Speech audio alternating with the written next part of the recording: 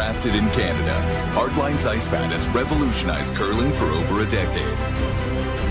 Engineered with top-tier precision and durability, it is backed by an unmatched 10-year warranty.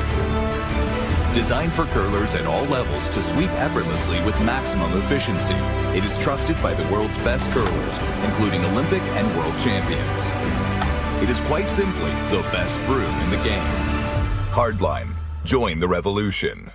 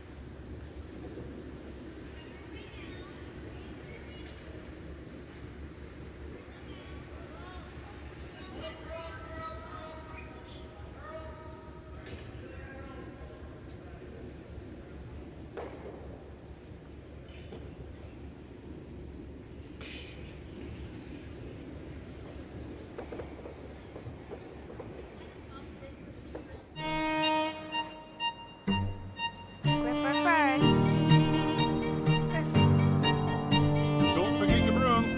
You got it!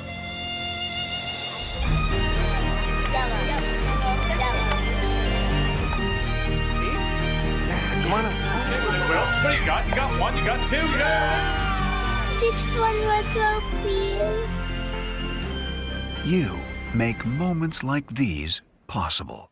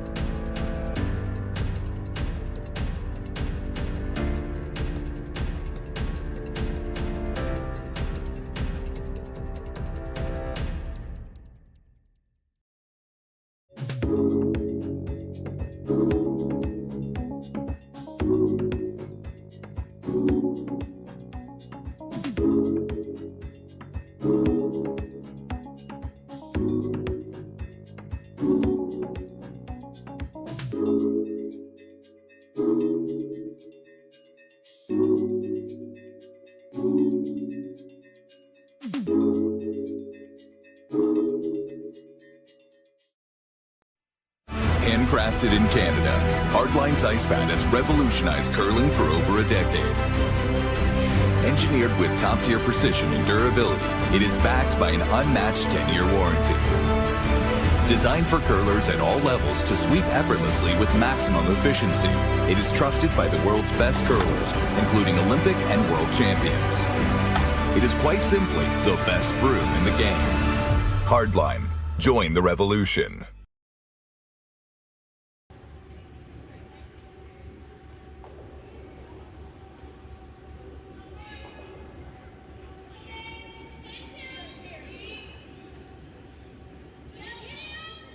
Saville Community Sports Center, home of the Saville Shootout.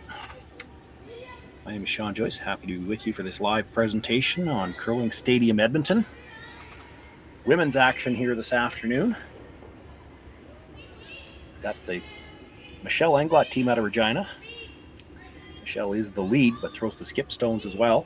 Or pardon me, throws the lead stones, but skips the game. So that is her throwing here. Ashley Williamson the second, Sarah Englund the third. The fourth thrower, the one in the house right now, Stephanie Schmidt. They're up against Kaitlyn Laws. This is women's action from Pool B. Laws split her games yesterday. Michelle Englot 0-2, and there's two teams in that pool undefeated yet, so really important for both of these teams to try to stay where they are. Can't afford any more losses. Kristen McEwish is the lead for the Laws team. Jocelyn Peterman the second. Selena Negevin plays third. And of course, Kaitlyn Laws the skip. The first stone coming into the rings, they're playing the hit. Try to roll to the corner, get the play away from that center line.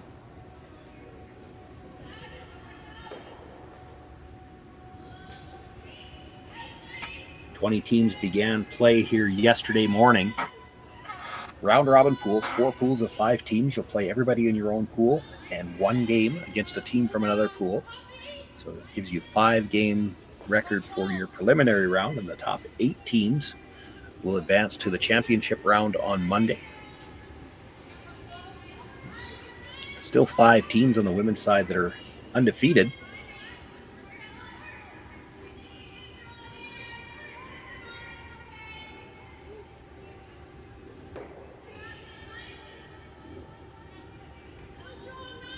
The 2 teams here early in this first end, continuing to exchange hits. There is a practice session before the game for both teams, and then they throw draw to the button to determine who's got last rock. It was the Laws team winning the draw to the button. It was thrown in this particular game by Selena Negevin. Everybody in the round robin will throw, every player will throw the draw to the button at least once.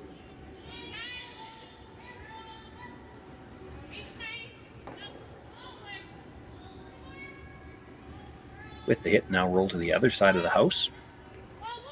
Michelle back in the house now. She'll continue skipping for the rest of this end.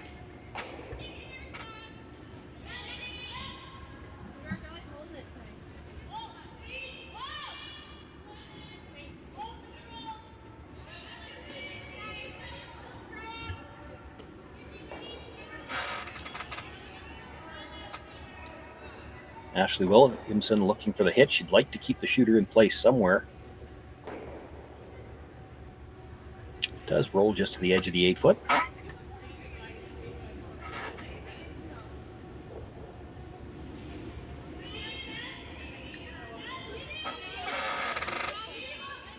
Staggered starts being used here at the Saville Shootout. So 10 women's games on, but 5 of them started at 3. The other 5 will start in a little while. It's a nice feature for an event. It works great for the crowd, works great for the ice makers, works great even for those of you watching on the stream. It doesn't matter what time you tune in, somebody's playing. Whereas to try to do 10 sheets for the ice crew to get everything ready in between draws, and the downtime that you'd have with so many games aren't, or so many sheets aren't being used for maybe an hour and a half between games.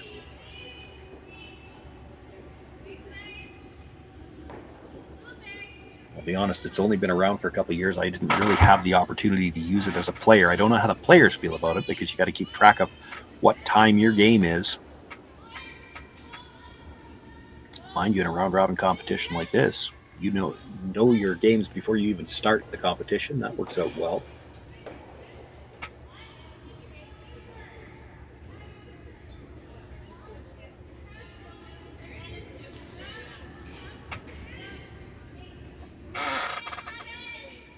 Teams continuing to exchange hits here in this first inch. Jocelyn Peterman looking to make the hit on the stone at the back of the 8-foot.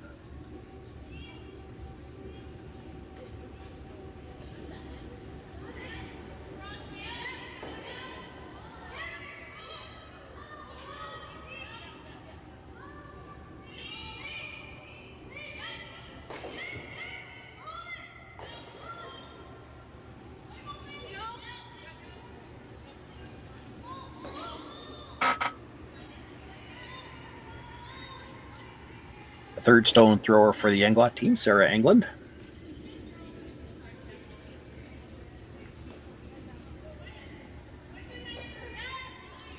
On the brush hard for line here, doesn't want to roll out.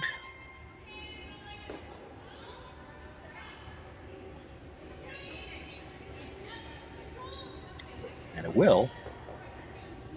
I don't think you'll see Kaitlyn throw corner guard this late in the end, but it does give Selena Negavan a chance to practice her draw weight, and in particular practice her draw weight to the wings. You see so much of the practice sessions are geared towards that draw to the button. Everything is thrown to the middle. Speed can be a little bit different to the wings. So a nice chance here for Selena to get a feel for that. Might have the chance to use it in the second end with that last rock.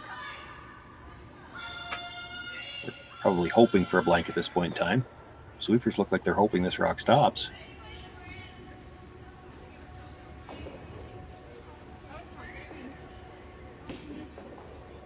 And that right there is a good example of why it's nice to have a free one to practice with. You just, when every rock went down the same path in practice, you just don't know how much you might have to add going to the wings. Looks like not as much as she thought.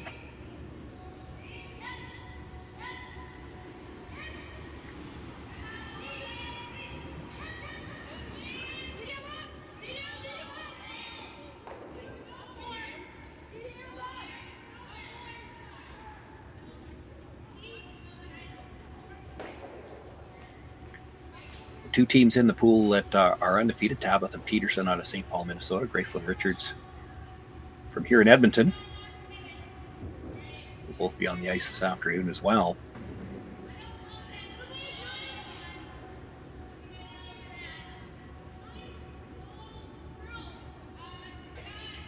Kaitlyn Laws still has to play Richards.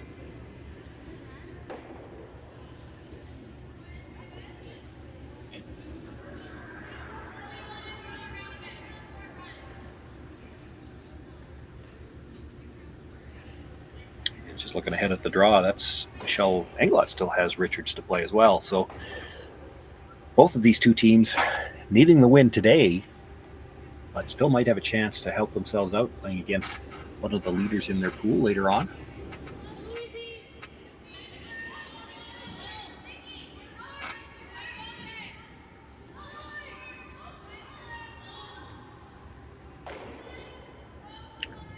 Open house now for Stephanie Schmidt, the fourth rock thrower.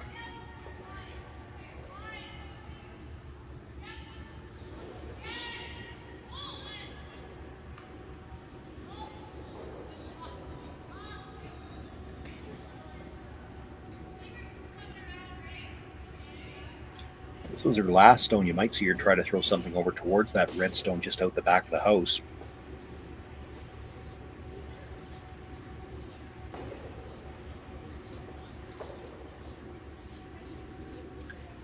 She was not the one that threw the draw to the button for last stone here in this opening end, so she might want to get a feel for draw weight down the middle.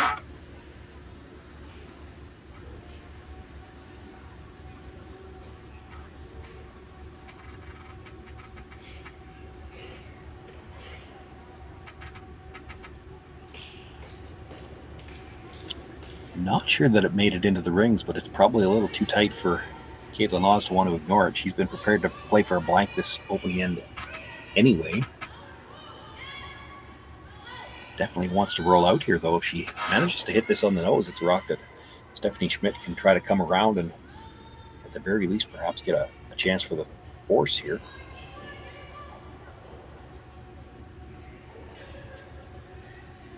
You could see in that overhead shot the redstone out the back, is far enough out that a dead jam onto it, a stone wouldn't be in the rings. But you might see Stephanie Schmidt try to draw over in that area on the next shot. There's always the possibility you could jam on that stone and spin it back into the house. Just anything to change the shot, make it something for your opponent to think about. Kaitlyn Laws, no trouble with the peel.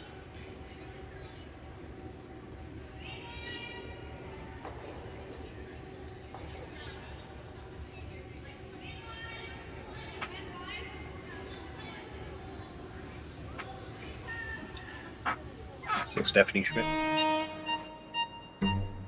Grip her first. Don't forget your brooms. Yep, you got it. Yellow. Come on up. Okay, well, what do you got? You got one, you got two, you got... Just one more throw, please. You make moments like these possible.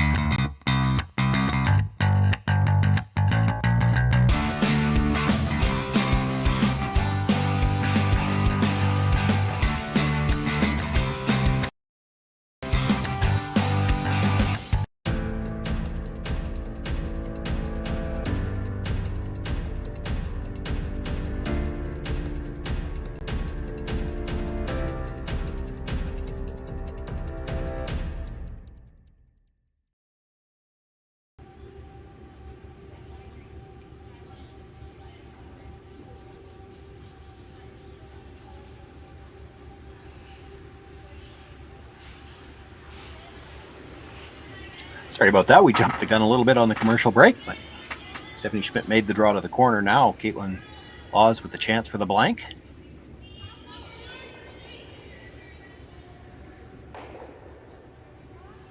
Makes the hit, does roll her shooter out of play. We've got a blank here in the opening end of play. No score after one. Kaitlyn Laws will continue to have last rock against Michelle Englot in the second.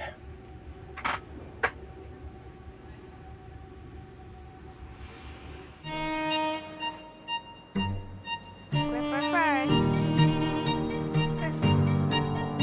Don't forget your brooms. Yep, you got it. Yellow. Come on up. Okay, well, what do you got? You got one, you got two, you got... Just one more throw, please. You make moments like these possible.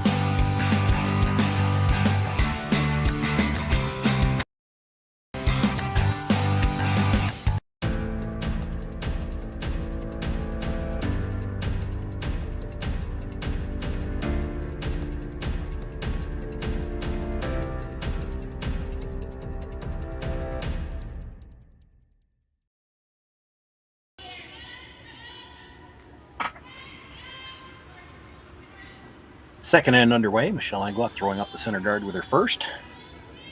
Now Kristen McEwish being asked to come around it.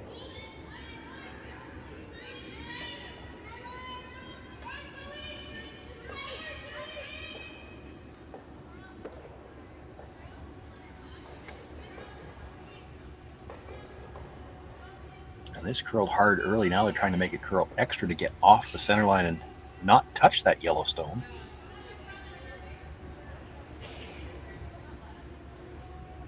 I have to admit, I'm watching on a small screen. It's hard to tell for sure if that rock is on the center line, but it looks like it is. Yellow. The red certainly has overcurled it.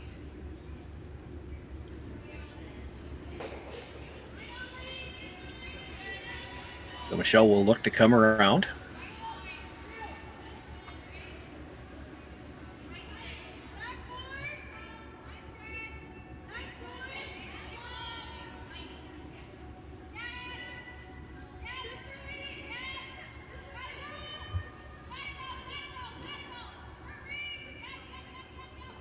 Oh, just rubs the red stone.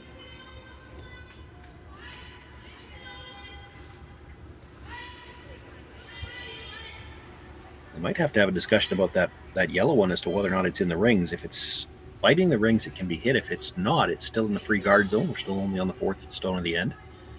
They are allowed to measure the biter stick, and it looks like that's what they're going to do.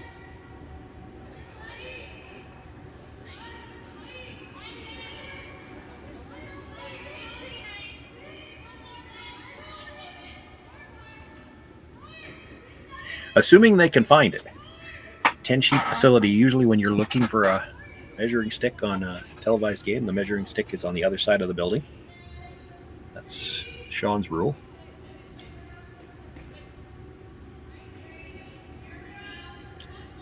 This is the only situation where you are allowed to measure a rock in the middle of the end, if you need to determine whether or not it's in the free guard zone rule.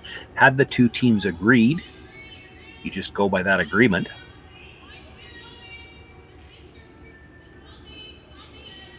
There's a veteran move by Kaitlyn. Put the stick down on the ice first, just so that it gets cold before you put it on the rings. You don't see everybody do that.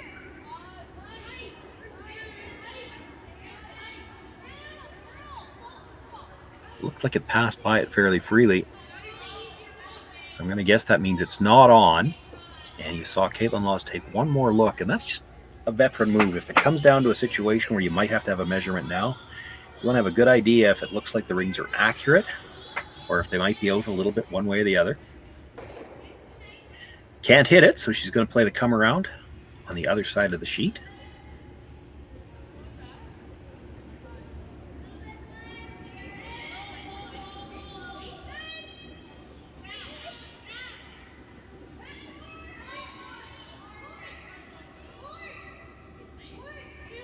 Got room by the guard, but this is going to move. One of the things we've seen here at the Saville Center all weekend so far, you get to about maybe 10 feet outside the hog line, and that's when it starts to make its move. And you can see if that yellow guard was there by itself, that would be out in the open on the other side, probably by half a rock. Big movement coming towards the middle, and it's all late, which is great because it makes these come-arounds so easy. It's a little tough on the sweep call, though. You don't want to come tight by the guard.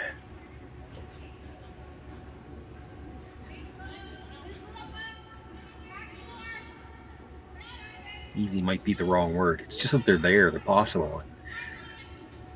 Straighter ice, some of these shots can be a lot more difficult. She's going to be tighter by the guard here. She's got enough weight to tap it, though.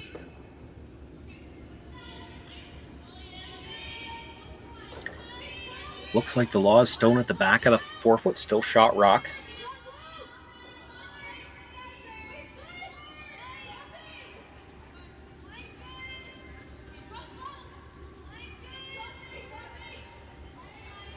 Kaitlyn not loving the overlap on these center guards, though. Going to look to make a play on them. Jocelyn Peterman. Probably try to keep one of the reds around, whether it's her shooter or the object stone. Kill one guard, get rid of the overlap. And try to roll it to a corner, just like that.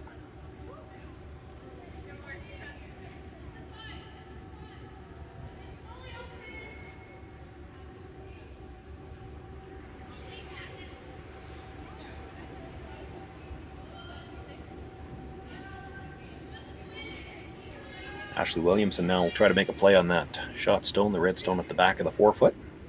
Quick discussion about the weight they wanted to play.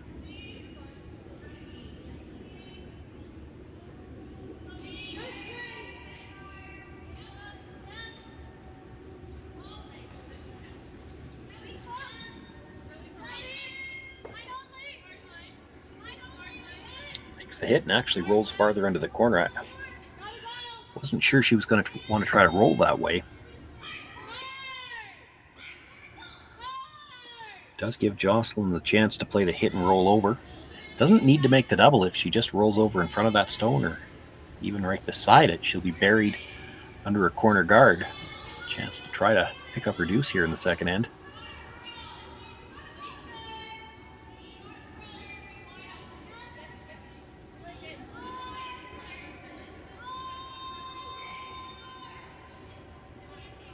Boy, as that crosses the center line. Such big curl here at the Saville Center. Hits it right on the nose. He does have shot rock.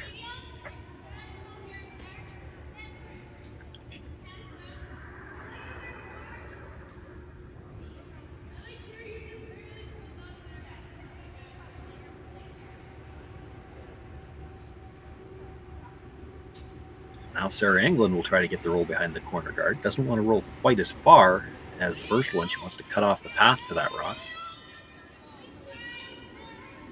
Even half in behind right now would be pretty good. But again, as it crosses center line, this is really going hard. They'll get the nose hit.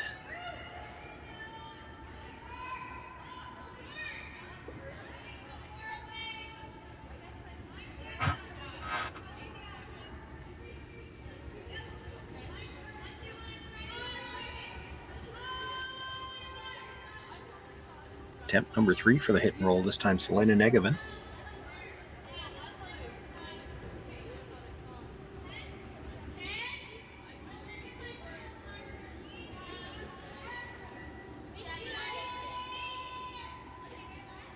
Once again on the brush, trying to hold the line. She gets the hit, she'll get a bit of a roll. Not enough to get behind cover though.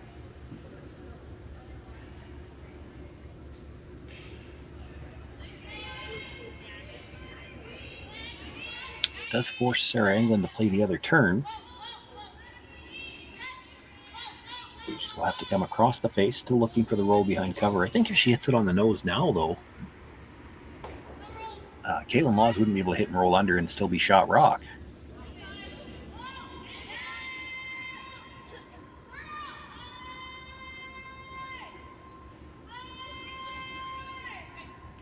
Curling just as hard going across the line the other way, and maybe a little quiet on the weight. Does put the stone through the back, but her shooter rolls all the way across and out the other side of the guards.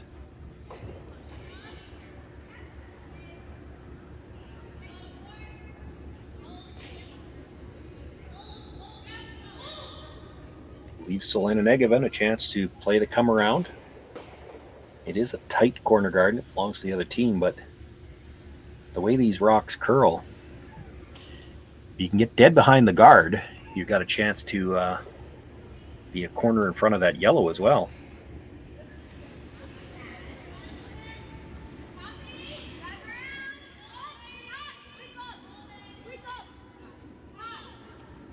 Rushers know they have to stay close here.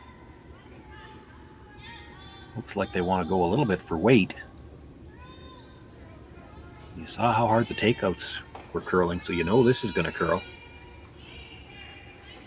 They just had to wait too long for it. Weren't able to get it in for shot rock. In fact, I'm not sure that it's second either. I think it's third. It is still open. There's room for Stephanie to make a play on it. It's in a dangerous spot.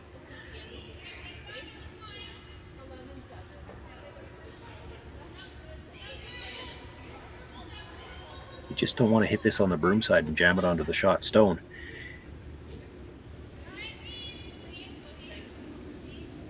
So you have to be careful here if you're Stephanie Schmidt. You've seen a couple of rocks curl hard on takeouts so far. You don't want to overthrow this, have it run straight on you, and then jam it onto shot stone.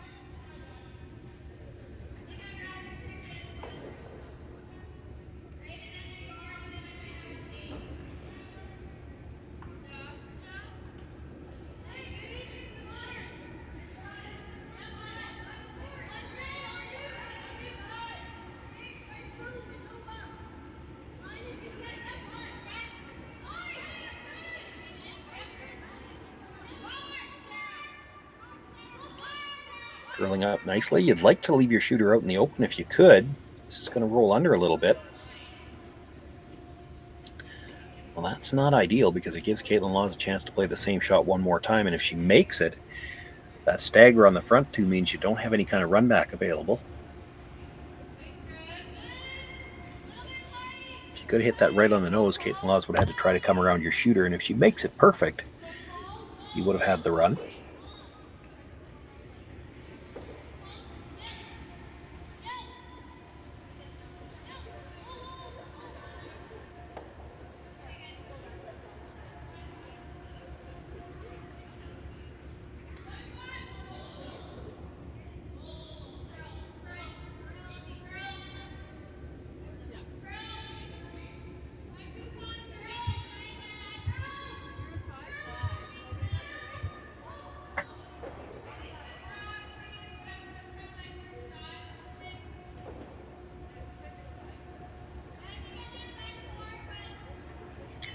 First stone here for Kaitlyn Laws in the second end. Facing 3 right now, but a chance with a good come around to still perhaps get her deuce.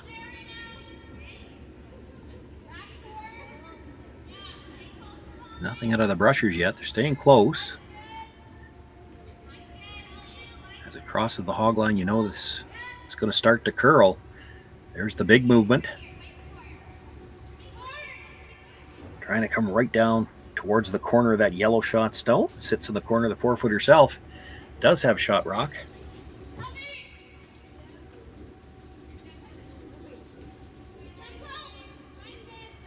Now that overlap on those 2 yellows at the front is causing a problem for Stephanie Schmidt.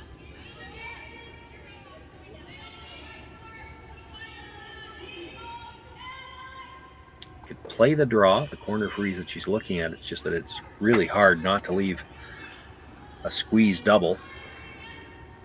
I wondered if they might not look at that. What they're looking at now is the red onto the yellow in the 12-foot onto shot stone. As much as you hate to run your opposition stone into the rings, it really doesn't look like there's any way you could. I mean, you'd have to drastically over curl it to do anything that would give Kaitlyn Laws a chance at an extra point. First two are pretty close together.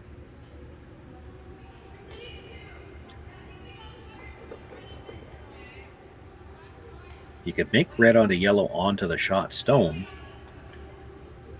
You could sit 3.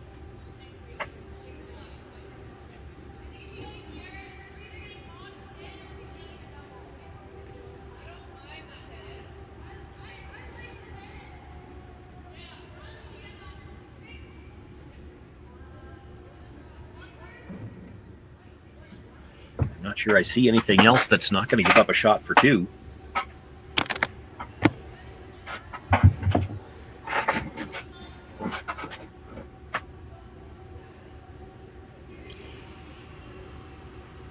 They will have looked at the angles, and they get a true view of the angle from ice level. It's always a little tougher from the overhead. Sometimes it's deceiving. It looks like about half a rock from where we are. Might be a little thinner.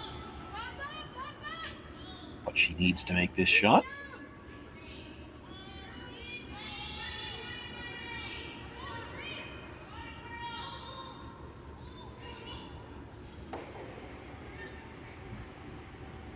Stephanie Schmidt with her final stone here in the second end without last rock, looking for the double angle raise to try to sit 3. This is close. 1, 2, catches the third one, and she does sit 3.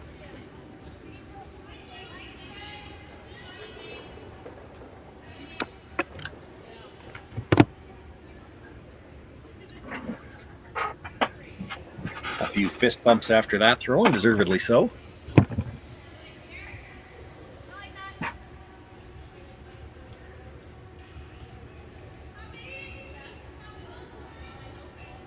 Kaitlyn Laws with the opportunity, though, still to pick up her single point. Entire outturn side of the sheet is open. Needs any bite of the 4-foot will do it.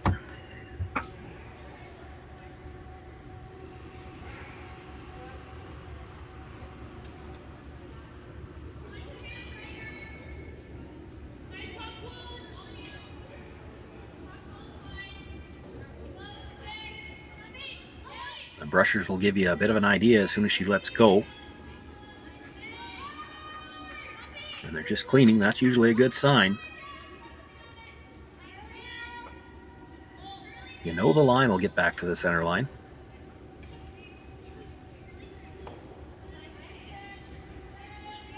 Still not much more than a firm clean. Both brushes down. Kaitlyn Laws with her final stone here in the second end. Puts it in the top of the forefoot. She will pick up the single point. Take a 1-0 lead over Michelle Englot. Englot will have last rock in the third.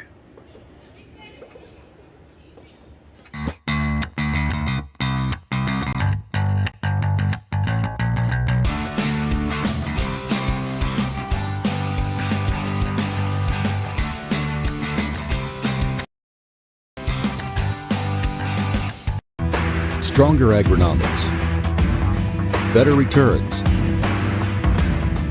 greater peace of mind. From pre-seed to post-harvest, you can count on the Victory Canola program to everything I've worked for, everything I've sacrificed, has led to this. It's out of your hands now. All the gold medals in the world can't help you now. You could throw the perfect rock and still miss, but it just takes one. You leave it all out there on the ice to leave behind a legacy. I don't remember a time when curling wasn't a part of my life.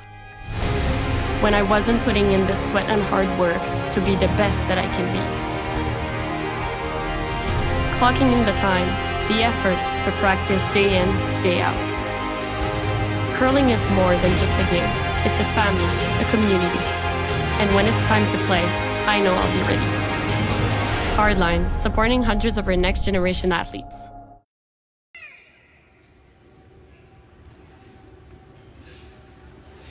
First stone of the third end brought into the rings. Stephanie Schmidt will tell her skip. Michelle Englot to throw up the corner guard.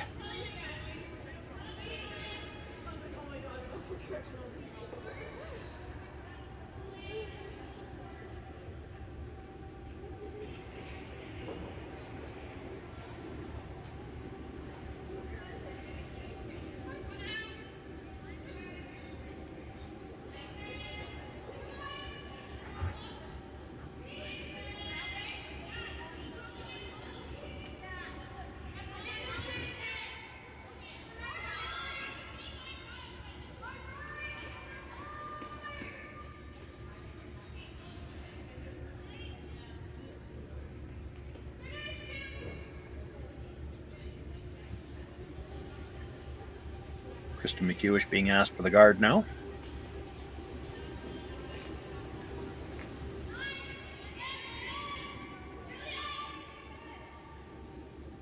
Now that stone in the rings is well off the center line with the no tick zone. She might want to make sure she bites the center line with the guard, so that means there'll still be something available to make a play on shot stone. But this is going to have to finish. They're going to have to drag this to get back to the center line. Good job on the brushers. They did get it back to center. Does leave shot rock completely open though.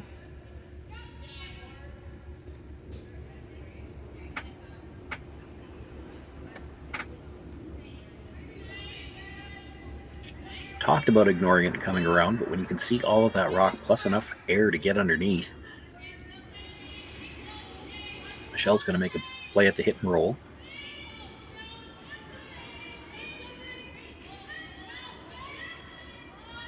Looked like a bit of a set on the release.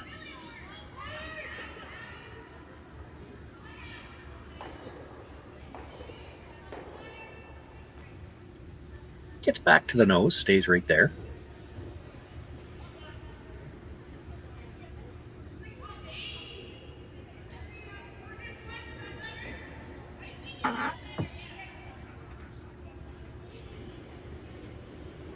Leaves enough room for Peterman to try to get the roll behind.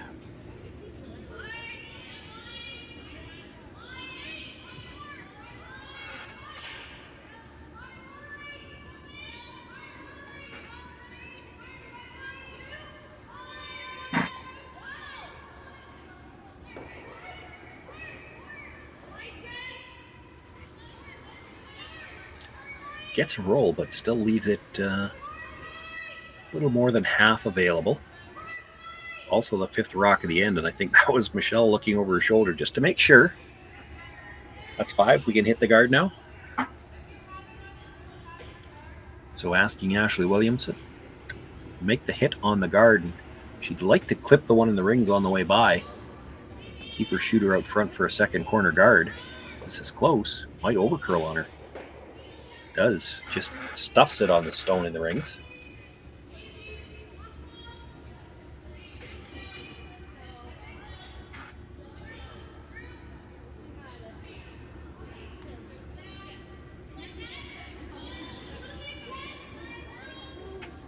Kaitlyn looking at the options and asking for some input from the other end. I think you could play the second guard here or try to come around everything. The hesitation on coming around everything is you figure that Ashley's going to play that run again, and you're probably putting this in a spot where if she makes the run, she gets the run double. Still, I think it's probably the better call than the guard at this point.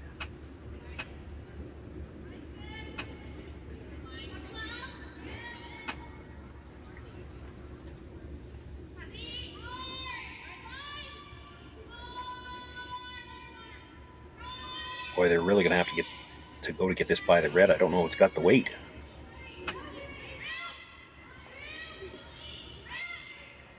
Gonna touch it. Just gets slightly behind it. Well, that's important because if you leave those side by each, it's a chance for the double.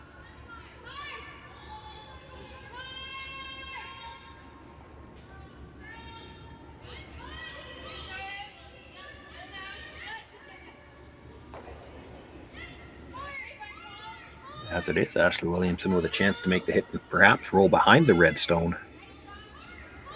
Still about third open.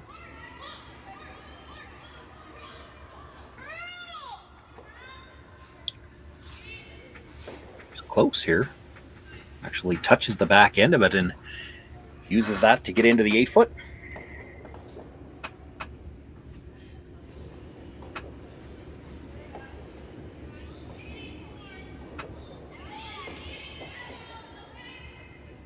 Hard for Selena Negevin to do much with that other than just pick it out. They are looking at the run as well, but that's running your opposition stone in.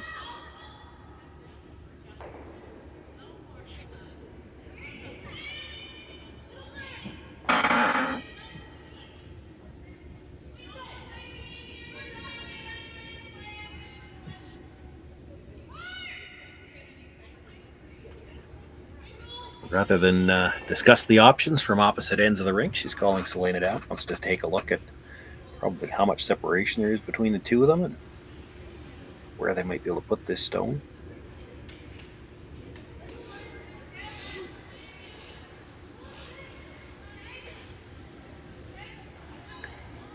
The pick's available. It's tough. You can't see, typically when you're trying to play a pick, it's nice if you can see a half and only need to hit a quarter. I don't think she can see all of half.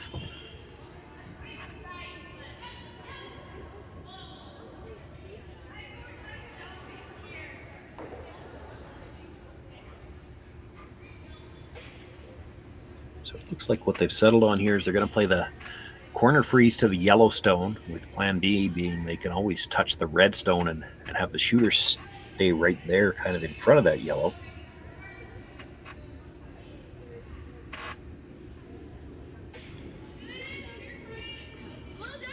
This is the kind of shot. It goes back to what I was saying earlier about the late curl and how it makes shots so much more possible. She actually can get by that red stone by 2 or 3 inches and still get a good piece frozen on that yellow.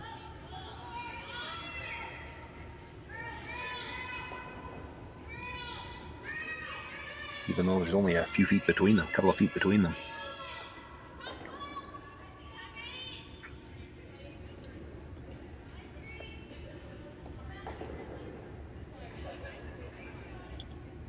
Rushers have backed away a bit now, waiting for this to curl, and perhaps it needs to slow down a little bit. Don't want to chip off the yellow one.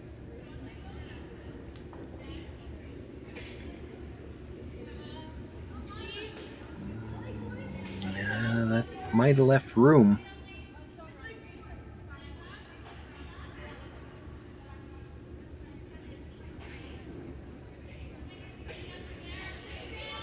This is one where if you're going to play it, you got to play it with quiet weight, and you have to be able to move your own over.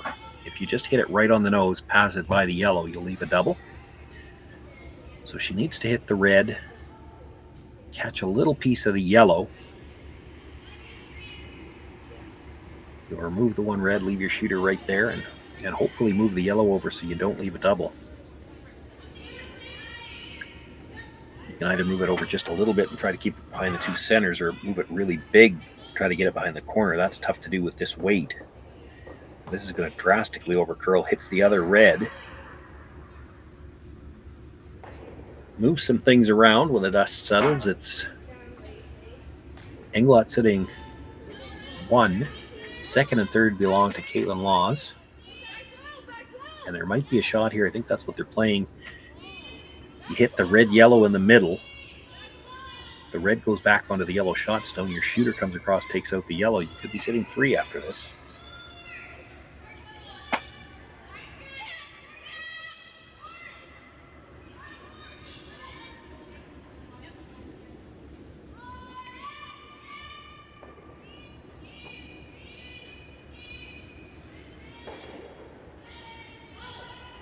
I think she actually hit the yellow one on the outside first. It was close to hitting them at the same time. Kills both yellows. None of the reds in behind cover.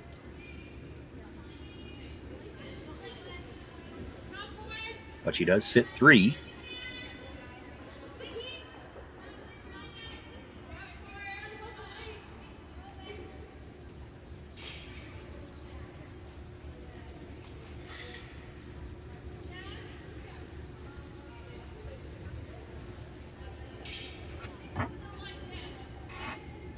Shell Englot trying to make a decision on which stone they want to try to deal with. It's the one she's hitting is the one that's the most danger to them, because if they were to come around the guard, it would be a short run back. But at the same time, hard for them to hit this and be any better than third when they're done.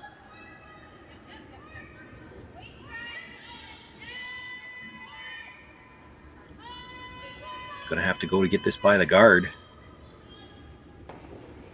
And it's going to rub. And leaves the red on the other side of the 8-foot covered.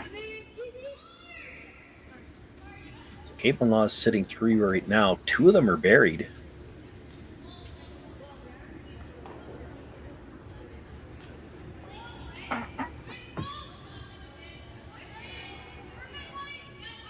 Looking at where to bring the next rock. I thought she might look at a guard, or at least a partial guard. If you guard half a rock on the inside half of that only exposed stone,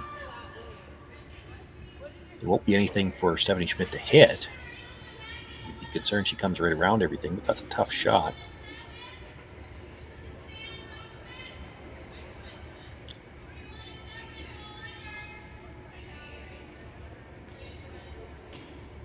Drawing into the rings, what they're worried about is leaving her a hit and roll under cover.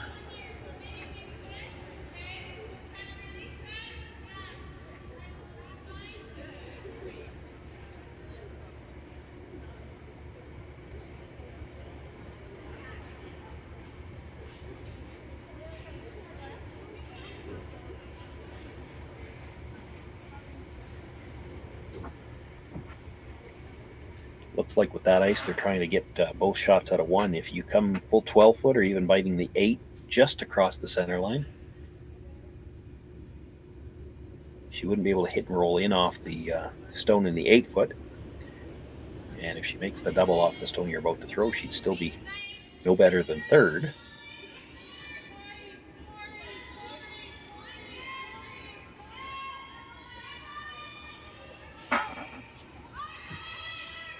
And if she comes right around everything, you've still got the short run back available.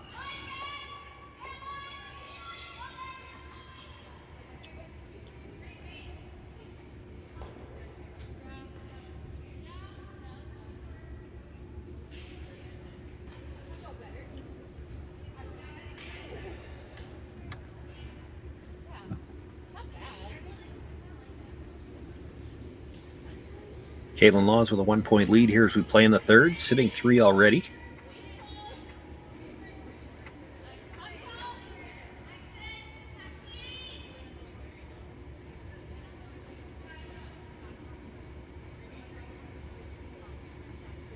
Looking to bite the 8-foot, sit 4.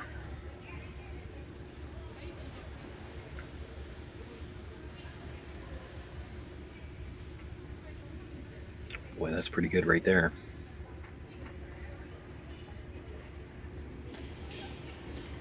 Michelle, I guess, might be able to call for the hit and roll underneath that stone, but then it's a short run back.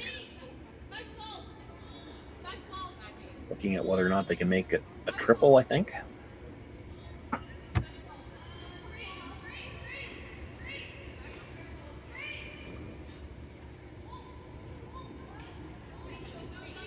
So looking to hit the stone that was just delivered. A little bit on the high side. Catch the one pulling the 8-foot behind it. She wants to hold her shooter. She'd like to roll it in behind the corner guard. But if she can make the triple, and it'll be close. I mean, if she's making that double, it's going to be close to coming over and catching the third stone.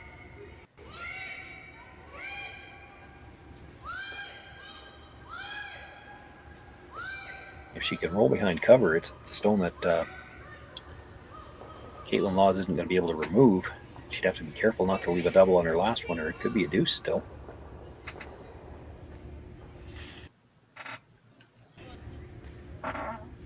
At the very least, as long as Stephanie can make the double here, she'll have one path or the other to get to the button. And Kaitlyn won't be able to take both of them away.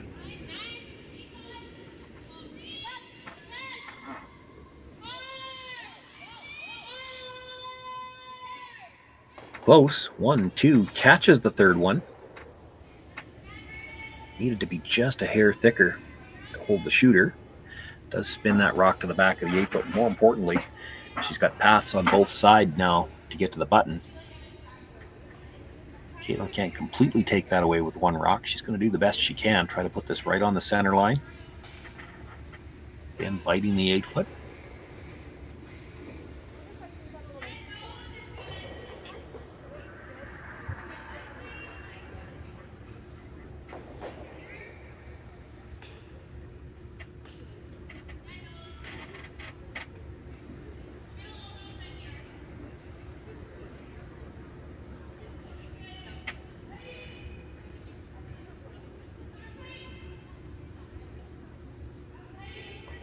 Stephanie Schmidt sitting back there watching, probably already thinking about the in-turn draw.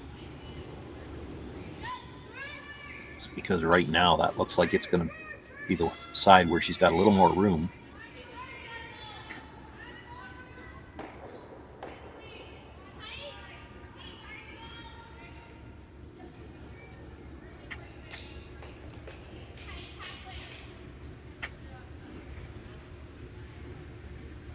This might be a little bit light.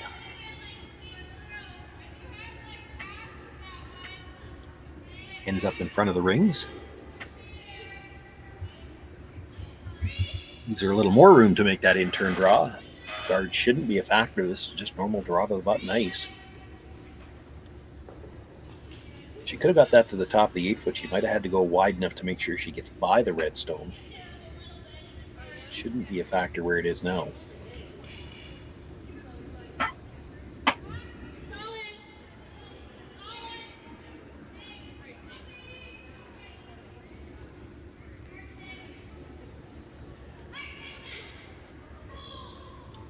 Still, it's a draw against 2. Has to be made. Stephanie Schmidt, the 4th rock thrower, with her final stone here in the 3rd end. Trailing by 1. And in a must-win game here in round-robin play.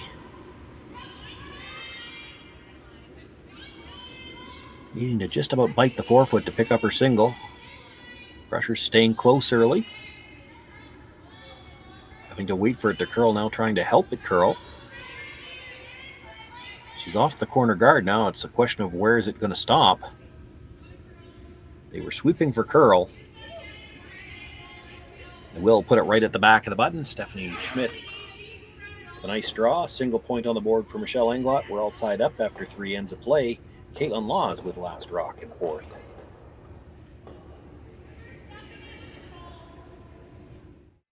Handcrafted in Canada, Hardline's ice pad has revolutionized curling for over a decade. Engineered with top-tier precision and durability, it is backed by an unmatched 10-year warranty.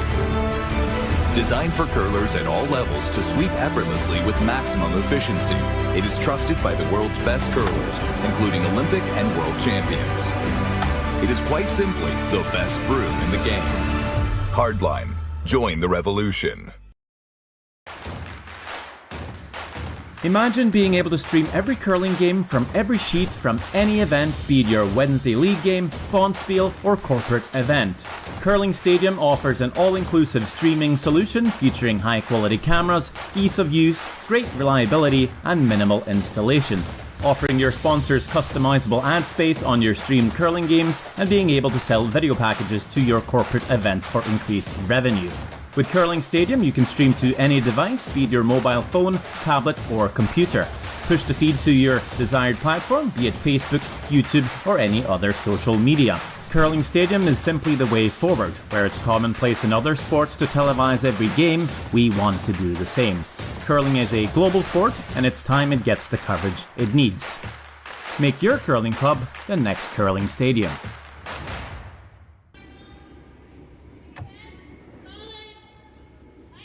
Outstanding draw by Stephanie Schmidt to pick up the single point as we finish the third end. If I can go back to the stone just before that, though, Kaitlyn Laws, if she comes to the top of the 8-foot on hers, bites the top of the 8, you saw how tight Stephanie was by the outside guard. She would have had trouble getting by a stone on the top of the 8. She might have had to play some kind of hit roll, try to get shot off the stone that she couldn't even completely see. As it is, we're all tied up, one apiece. Kaitlyn Laws with the last rock as we begin play here in the fourth. Center guard thrown to start the end. Now the come around. Kristen McEwish.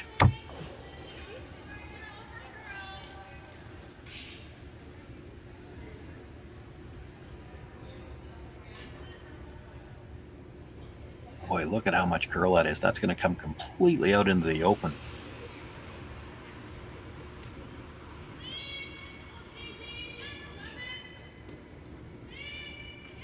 Michelle going to look to come down to it with the other turn, the in turn.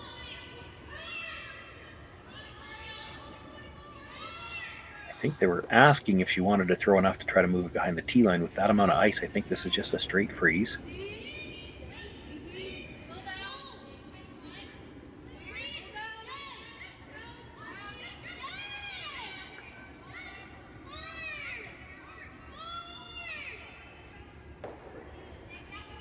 Looks like a lot of room, but you know that if this has got draw weight, it's going to go sideways at the end, and there it goes. Comes down, actually gets to the inside of it, moves it maybe a foot.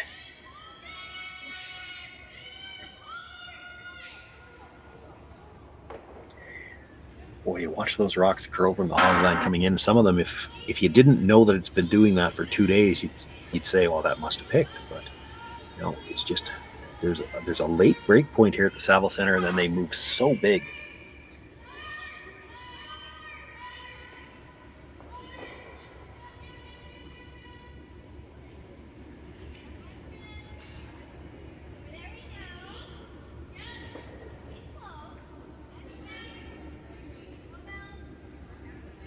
Kristen McHugh is trying to follow it down, sit on the inside corner, or the outside corner of it this time. Leave a path to play red onto yellow. Sweeping for a little extra curl here now, and it's not going to get there. Just chips off and will sit beside the other red stone.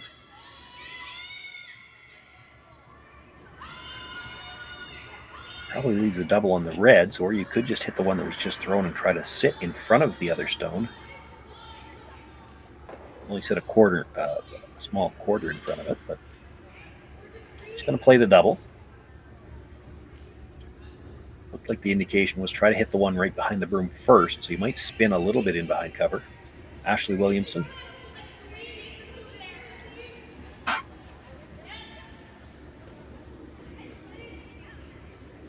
Big weight on the in turn.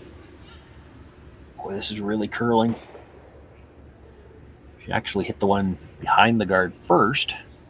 Makes the double and spins away. Might have left the double back.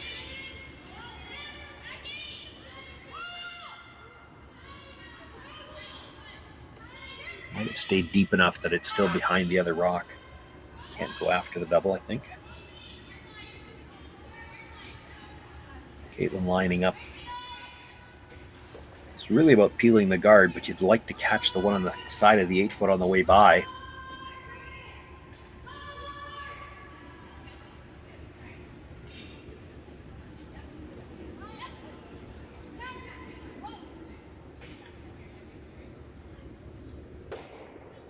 The peel, that was the important thing. You make sure you're rolling away first, and then they call the sweep off to try to curl up enough.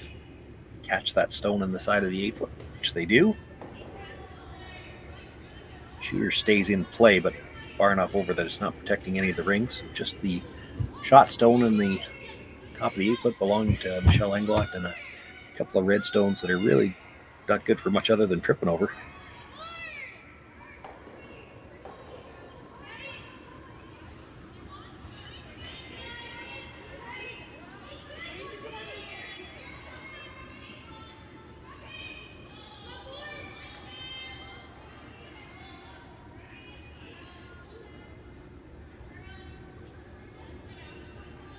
Looking to guard the shot stone, and at the end you could tell they're just trying to convince that rock to stop because it was over curling.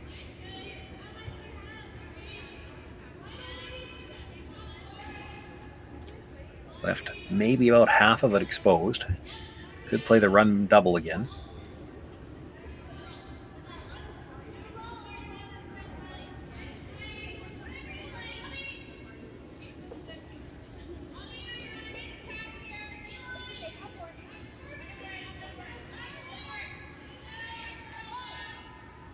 Discussed both options, thought about it a bit, deciding to play the run double.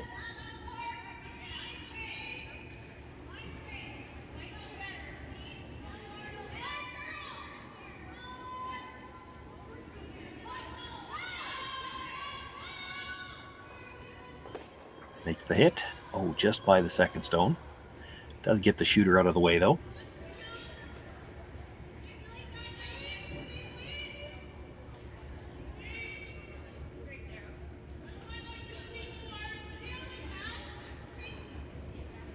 Does force Sarah Englund to put the guard back. As we just saw, it's not a gimme to be able to put a perfect guard up on this ice because you have to anticipate the amount of curl.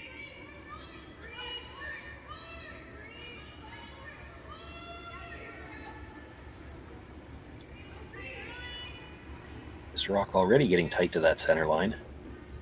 It's one where they need this to stop or it's going to over curl on them.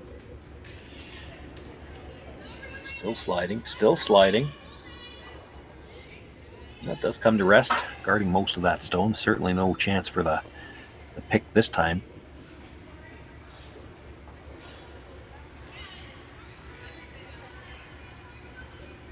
One more chance at that runner double.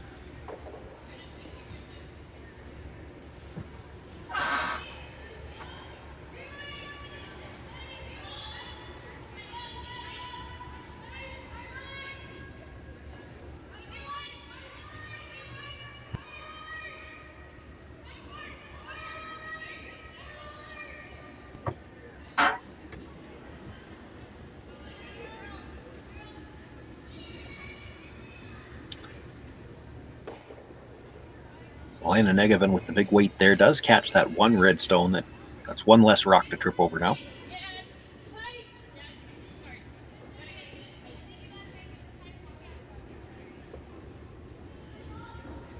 Sarah Englund being asked to replace the guard one more time.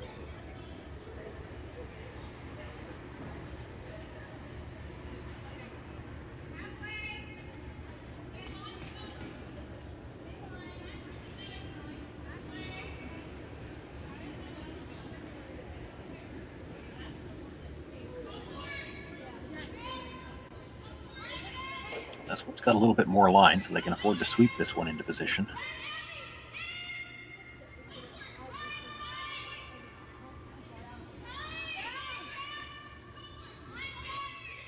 Those are just a little bit more comfortable for the brushers and the skip, knowing that you could sweep it into position rather than just having to hope it stops in time. A little more lined up too, and more space, so she's going to have to If she's going to go after the one in the rings, has to risk leaving her shooter in play this time.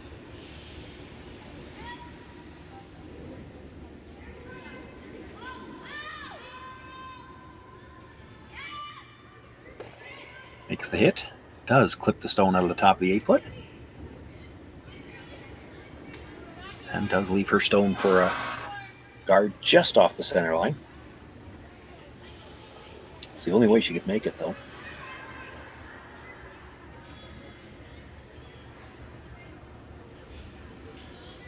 Gives Stephanie Schmidt a chance to play the come around and get a stone into a better position, a little deeper in the house, top 4, maybe even bite the button. The only problem is the next run back's going to be a red stone coming back, and if she sticks it, could be in some trouble.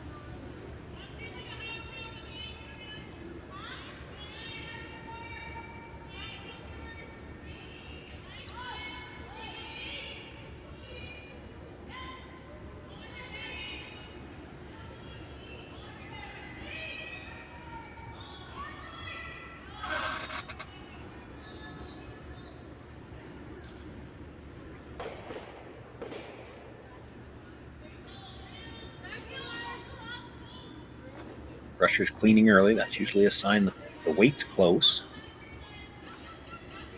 This is where it should start to move.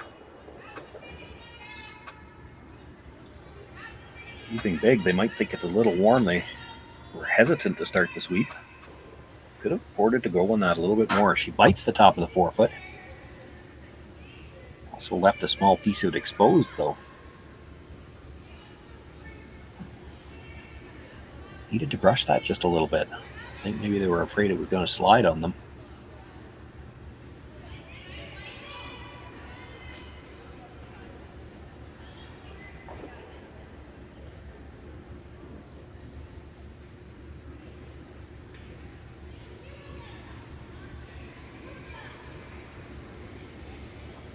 For Kaitlyn Law, she's got a piece of that yellow available. She can throw some quiet weight at it. It's not just a matter of removing the stone. She'd like to keep her shooter in the rings as well. If you roll out, Stephanie Schmidt gets a chance to play the same shot. If she's a foot and a half deeper, you're going to have a hard time scoring. If you can hang your shooter on the corner somewhere, you know that Stephanie's going to make a play on it. You've probably got a chance for the blank here.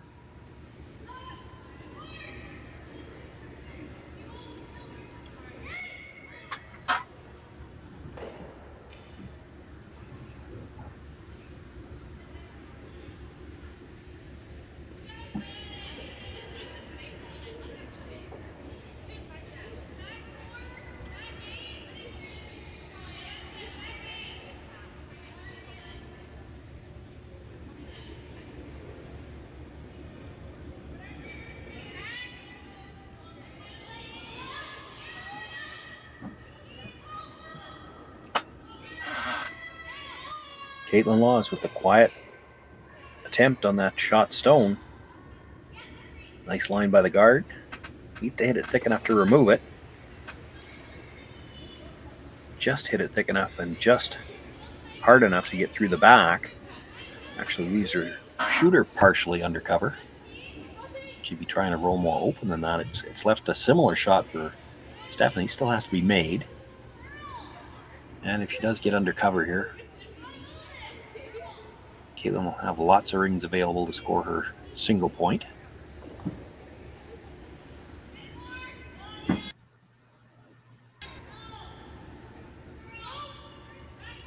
There is room to make the roll under cover. If she comes through the same line that Kaitlyn Laws just had, she can hit the red and roll back underneath the guard. A little dangerous to flirt with the guard, though. I don't know whether she's going to want to play it that tight.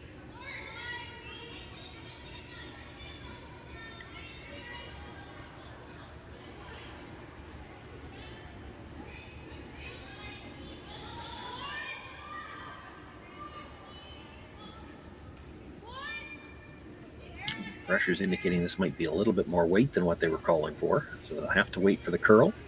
Trying to help it curl now. Makes the hit, but she will roll over to the open side. That gives Kaitlyn Laws a chance to play for the blank here.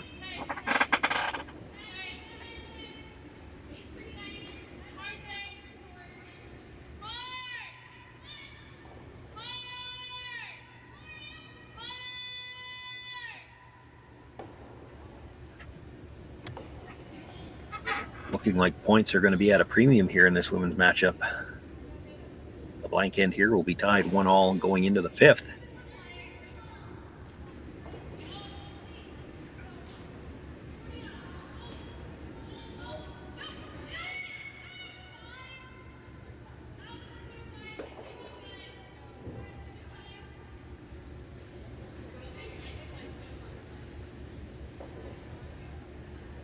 On the edge of the rock. She's going to have to throw some weight here. We know that everything curls coming towards the middle. It'll come up a little bit even with weight.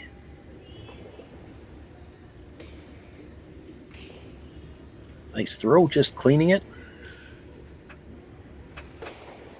Kaitlyn Laws makes the hit, does roll the shooter out of play. We've got a blank in the 4th. Still 1-1 after 4 ends. Kaitlyn Laws with last rock again in the 5th. Handcrafted in Canada, Hardline's Ice Band has revolutionized curling for over a decade. Engineered with top-tier precision and durability, it is backed by an unmatched 10-year warranty. Designed for curlers at all levels to sweep effortlessly with maximum efficiency, it is trusted by the world's best curlers, including Olympic and world champions. It is quite simply the best broom in the game. Hardline. Join the revolution. This is it. It all comes down to this rock. The hours in the gym, the weeks away from my family. This is what I've been training for. And all those voices trying to tear me down, I'm here to silence them. We've given everything we have for a chance to get everything we want.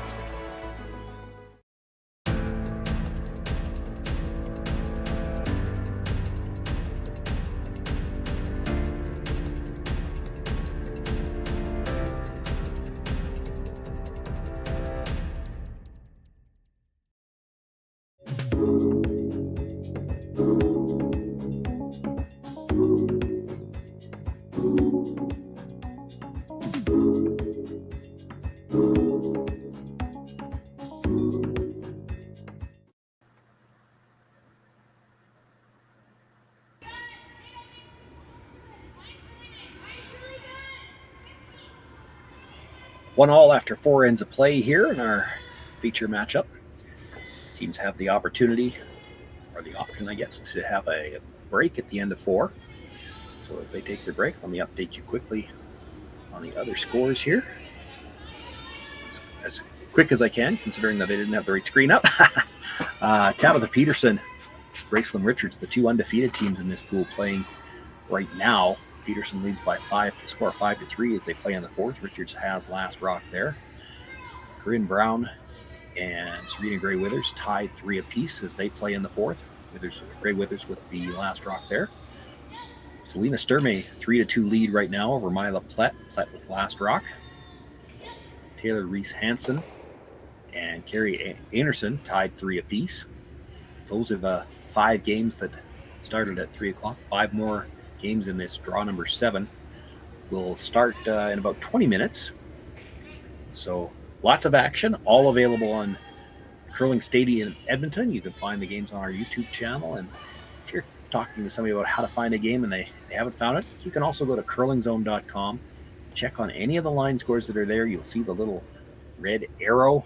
You can click on that link and it'll take you directly to the game that you're looking for your favorite team.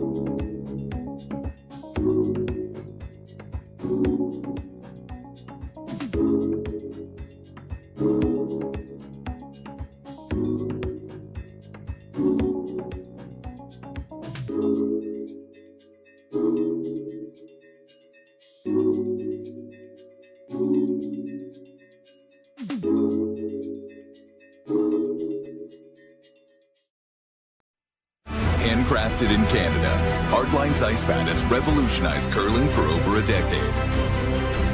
Engineered with top-tier precision and durability, it is backed by an unmatched 10-year warranty. Designed for curlers at all levels to sweep effortlessly with maximum efficiency, it is trusted by the world's best curlers, including Olympic and world champions. It is quite simply the best brew in the game. Hardline. Join the revolution.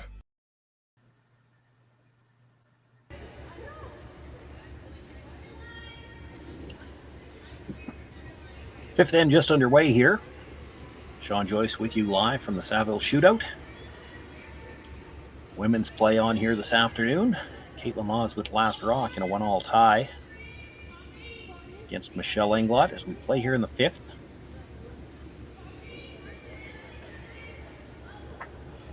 At the conclusion of this draw 7, all of the women teams will have 3 games. The men already at 3 games. They've got another draw yet for them tonight. That'll be the last of the staggered starts. Tomorrow, just 3 draws necessary tomorrow, so it'll be the women at 9 a.m. local time. They will play twice tomorrow. The men play once in the afternoon. That will complete round robin play, and then championship play begins for the 8 teams in each division that make the playoffs Monday morning. We will have all of the action for you here on the Curling Stadium, Edmonton. Center guard to start off this fifth end, and then come around to the top of the 8-foot. Michelle Englot will try to follow it down, sit right on top of it.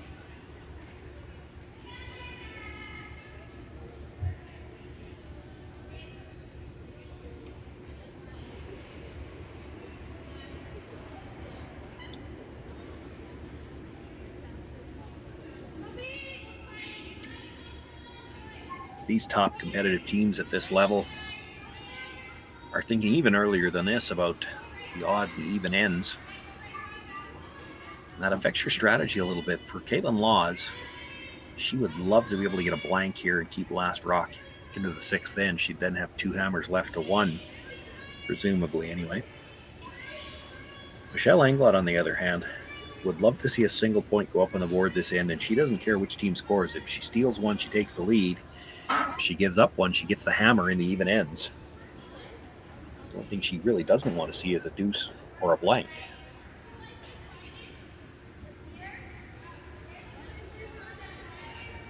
And the blank probably worries her more than the deuce right now.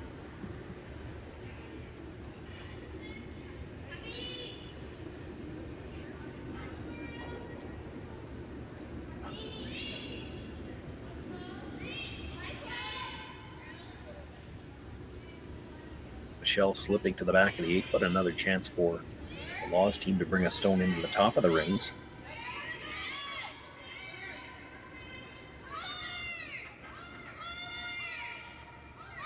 That ends up a little bit short. I don't think they wanted a guard out of it.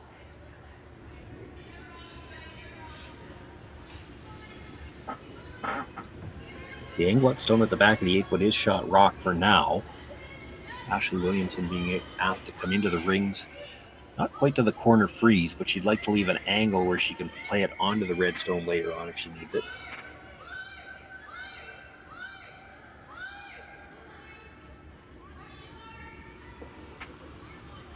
This is getting really tight to the guard, though. Going to touch it. It's her own guard. She would have been allowed to remove it from the no-tick zone, but it does stay on the center line.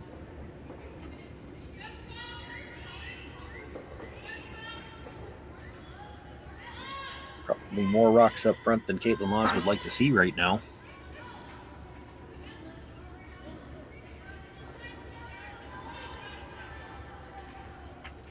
Just looking for a path. Where can she hit that yellow to not risk bringing it into the rings?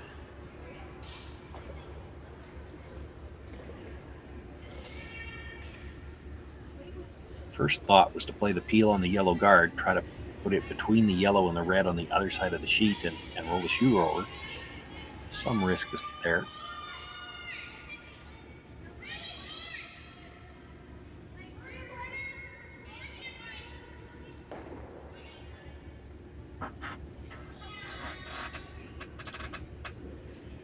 Ultimately, that's what they decide to play.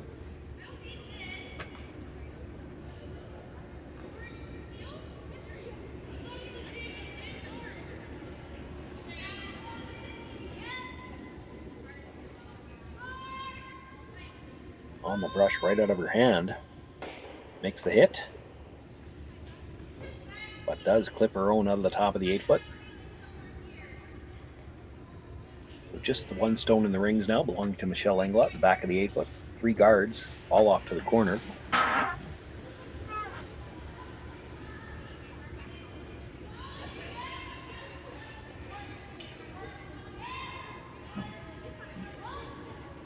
And Ashley Williamson being asked to throw up one near center.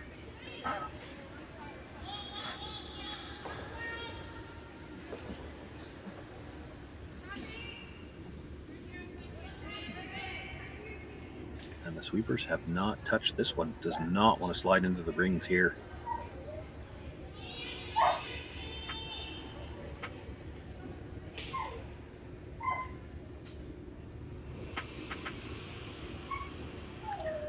That's a bit of a mistake. Looking for the guard. They actually slides in, catches a corner of the button. Might be a chance for Jocelyn Peterman to make the double and the roll. He might jam, but even if she gets the rolling behind the corner guard, now a deuce is in play.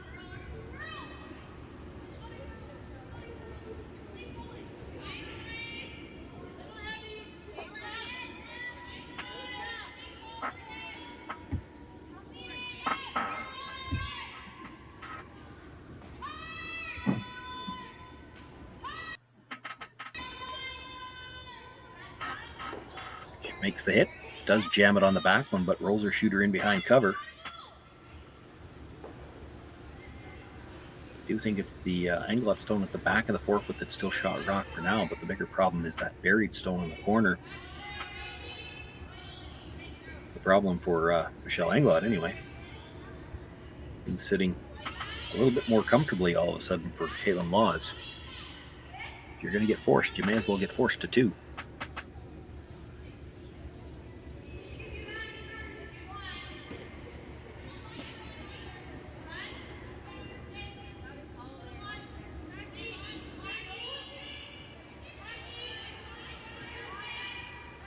Another draw attempt, this time Sarah Anglin, and as soon as she let go, she stood up and waved her hand. Nope, this might be too much weight. It's got nice line. It's good if it just sits there, but she's going to bounce off a little bit. I think there's room for Selena to get across the nose, perhaps make the double and roll under cover again.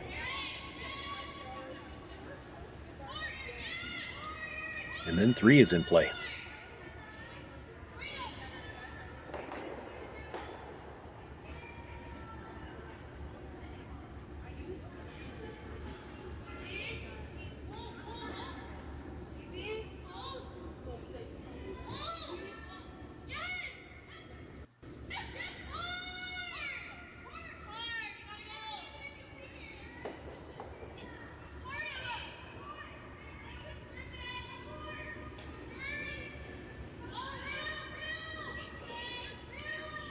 For the hit and roll again. If she makes the hit and roll this time, she probably makes the double.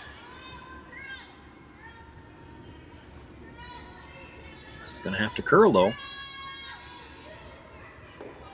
She gets the hit, but drives it by the stone at the back. Shooter stays out in the open. It is shot rock. And there's no way for Michelle to roll behind cover, or at least not the short roll behind cover. She's looking at the long roll all the way across to the corner guard on the other side. But a 3-foot roll.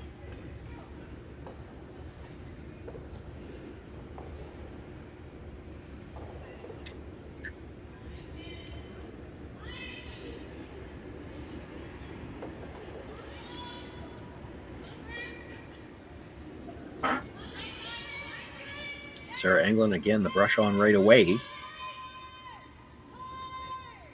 Backed away for a moment, maybe should have stayed on it. She hits, stays right there.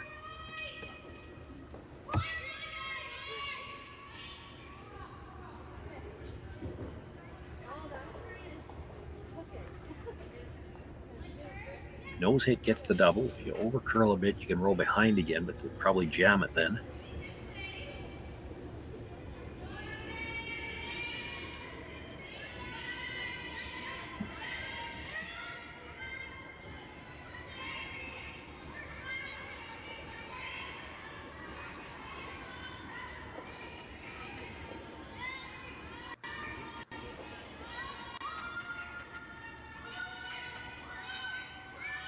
Needs to come up just a little bit to get the back one. Not going to, and actually rolls across the other side of the center line.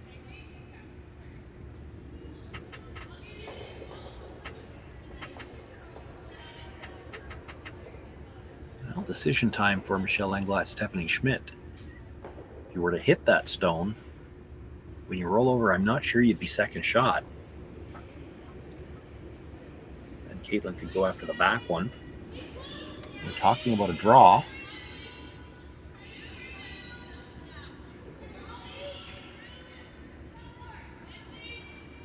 If you're going to play that hit and roll, you got to play it fairly quiet so you can hit it a little bit thinner. Looks like they're going to throw it close to normal.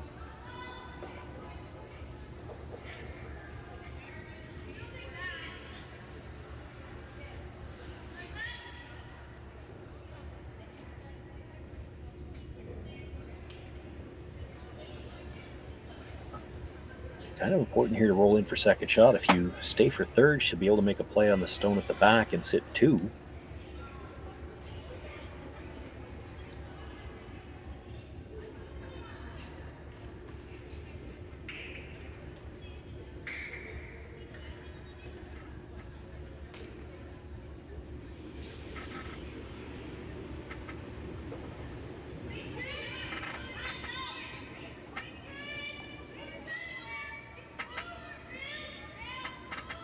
On the brush fairly early. Doesn't want to get up to the nose. She'd actually catch her own if she did that. Makes the hit. Gets a little bit of a roll. I think it's enough that she's sitting 2, but she does leave the straight back double again.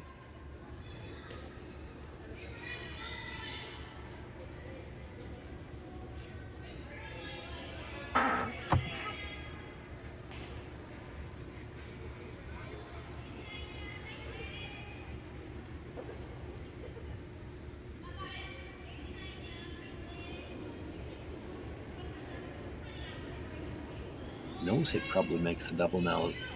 Where they're situated, I don't know if she's playing it this way. If you were really greedy, there's probably room there to get across the face, make the double over the top, and roll behind cover.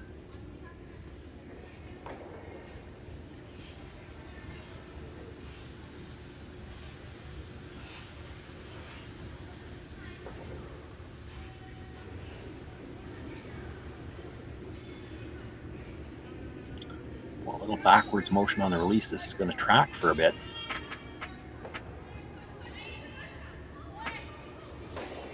She'll make the hit, but drives it between the 2 stones, the back of the 8-foot. Does keep her shooter in the corner, behind cover.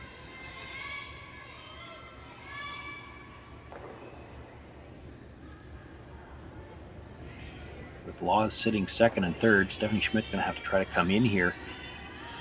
Best guard is second shot. Needs a piece of it behind cover. Doesn't want to leave a double.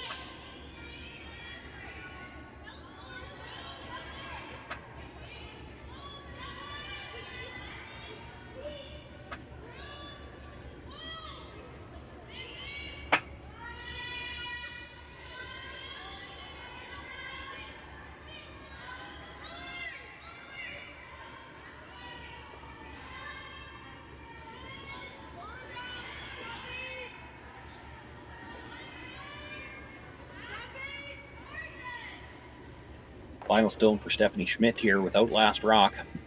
Tied one apiece as we play the 5th. A chance to sit 2. Needs to put this in the 8-foot and not leave any kind of a double. They're going to have to go. This is coming hard towards the red guard. It's not going to get by.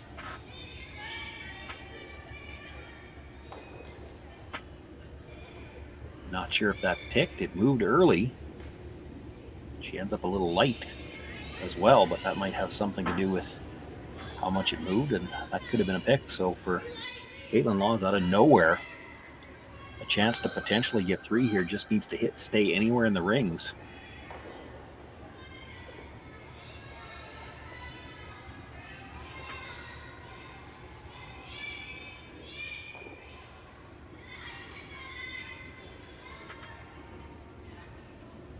Such a good end for the Englot team, and then an absolute disaster on the final stone.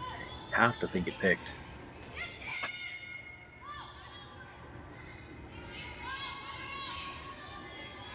They curl a lot, but they don't curl that early.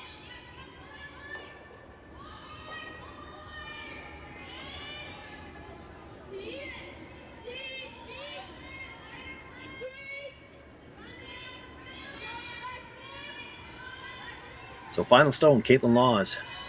Chance to go up by 3 here. In a game where points have been hard to come by, this is close to the center line early too. Rusher's been on it since she let go. She'll make the hit. Now will a shooter hang on? And it's going to spin, stays in the rings. That's good enough to put 3 points on the board for Kaitlyn Laws. She'll take a 4-1 lead after 5 ends of play. Michelle Englot will have last rock. We'll see if she can do something with it right after this.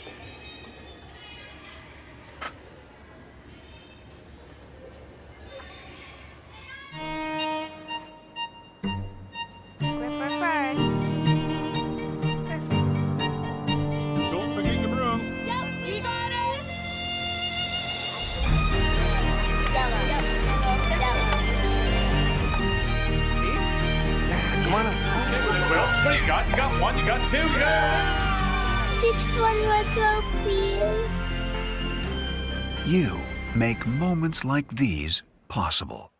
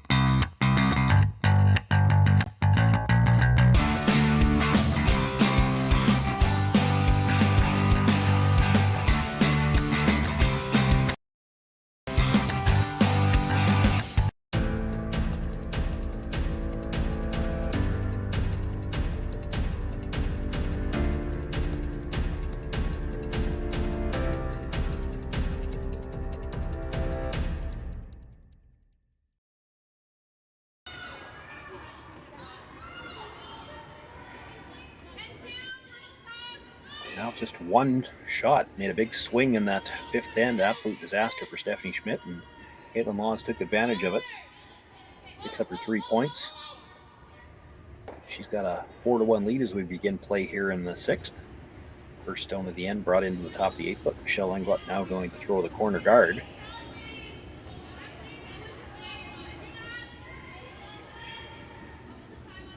In games here at the Saville Shootout, you might see Michelle Englot throw 2 corner guards regardless of where the next stone goes.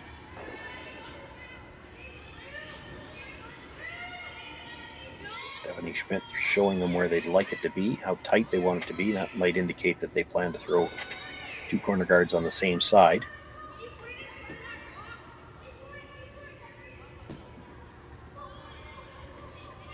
See a lot of teams approach the 2 corner guard situation that way now, where they'll throw both of them to the same side, one long and one tight, the way that they have done it for a few years now on the center line. The reason they do that is to make sure they've got a draw path available on the other side. A lot of times when you throw the 2 corner guards and split the house, they're both blocking the path you might need to draw to the button.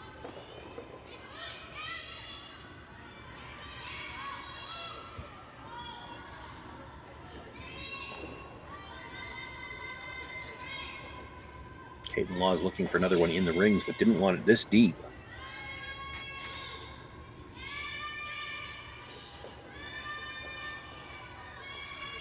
Definitely wondering about the come around. I think they were probably initially looking at 2 corner guards, but that one's halfway. It's hard to throw a second corner guard on the same side. They're going to come around it.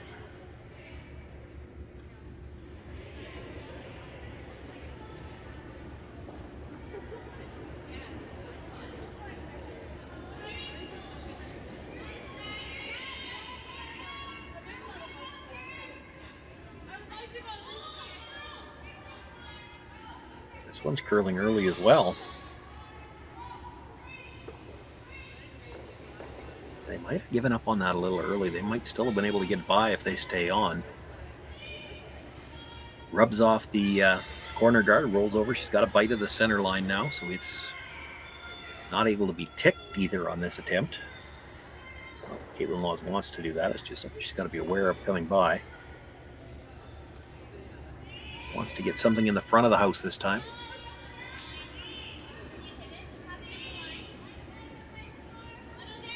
And this really isn't anything about wanting rocks in the house at all. It's just because the rules say she can't peel the guards yet, so she's got to put hers somewhere. Put them in the middle, the front of the house, and you know that Michelle Englot will have to deal with them at some point in time. Well, that's a nice stone there. Tucks a corner around her own red at the top of the 8-foot.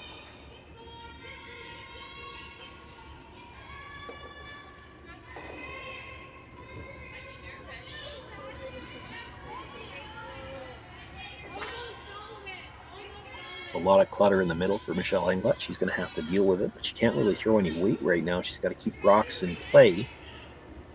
Trying to generate some points here.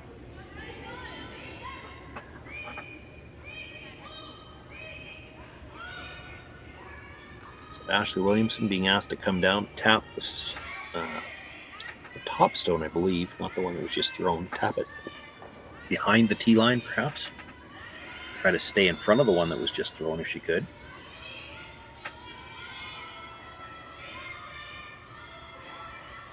Line's close.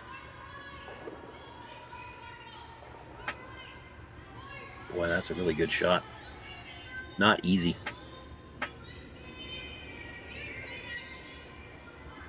Throw the weight she needed for the tap and to get that line. That stone's at a good spot now for Michelle Englot. Good enough that the rest of the crew's going to come down and take a look at the angles. She could just try to pick it out, but then it leaves a chance for Michelle Englot to come in behind the guard, come right down to the stone they just tapped back.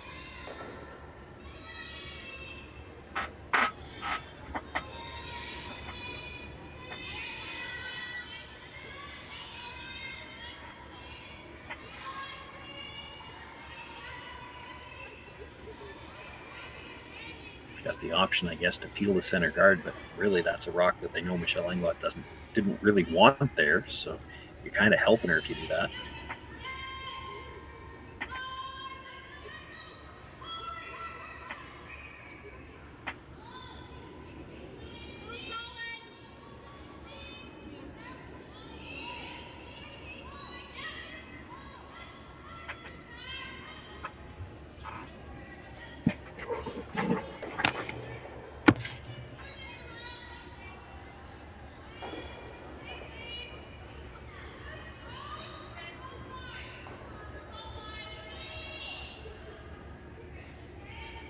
Might be talking about looking at the angles of the brooms as they're gesturing. Might have been talking about run the yellow guard across the top of the yellow, try to pick that one at the top of the 12 foot and get a double over the top. There's still going to be a risk of jamming it at the back.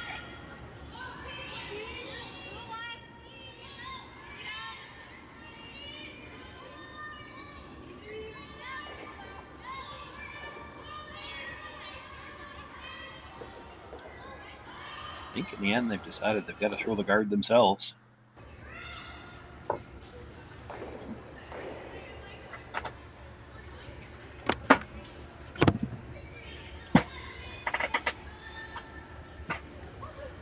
They are sitting 3, albeit 2 of them behind the tee line.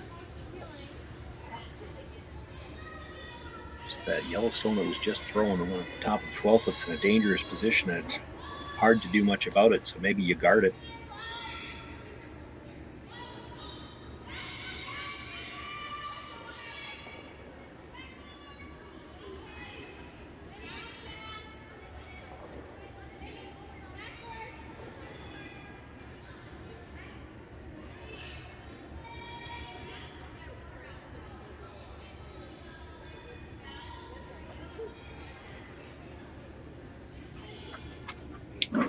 Two choices I see for Michelle Englotters to come down between the two yellow stones into those two reds at the back. That's what she's looking at.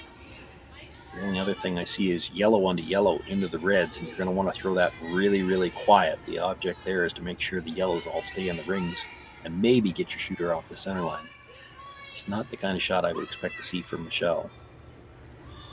She's comfortable playing in the rings.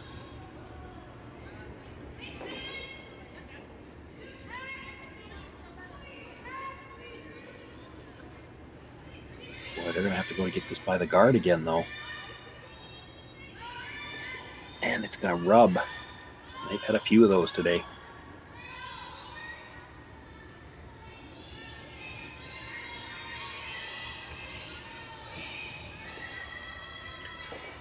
Well, no question now. Kaitlyn Laws can take pretty much everything away with one good guard.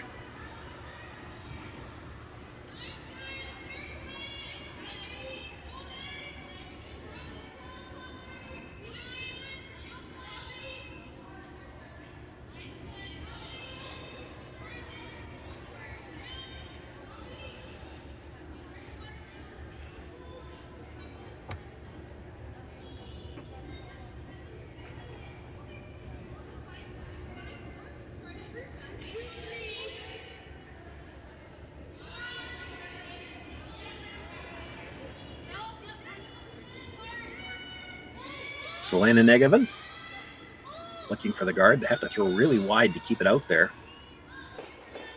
It's going to look like it's a mile out there for the longest time, but at the end, from about there, it's going to start to curl. Dangerously close to touching that outside guard still, and it did. And that redirects it just enough that there's probably still a shot for Sarah Englot to get to that stone at the back of the forefoot.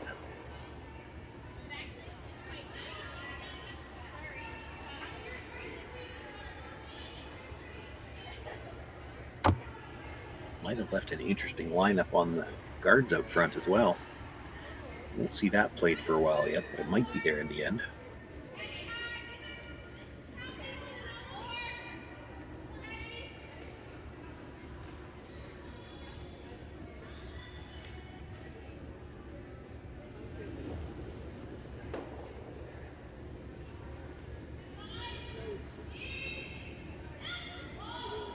A little over curl on the last one, and granted it's a different throw, but maybe worried about over curling again through a little more weight or a little more positive, and just gets the nose hit, leaving the shooter in the open.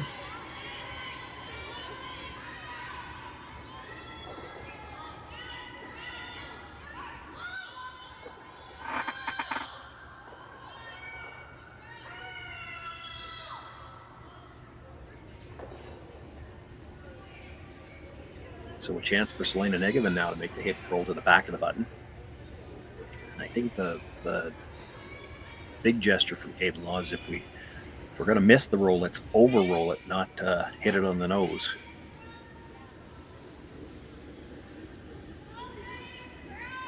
Sweeping for curl early. Now it's starting to move. Gets the hit.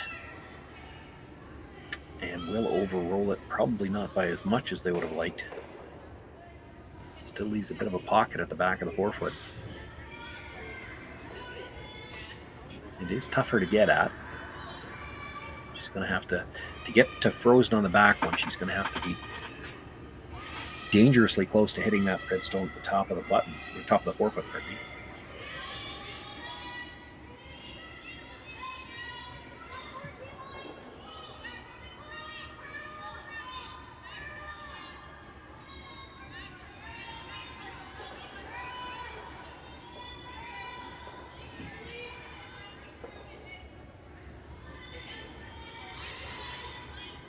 Final of the third stones here, trailing by 3 as we play in the 6th.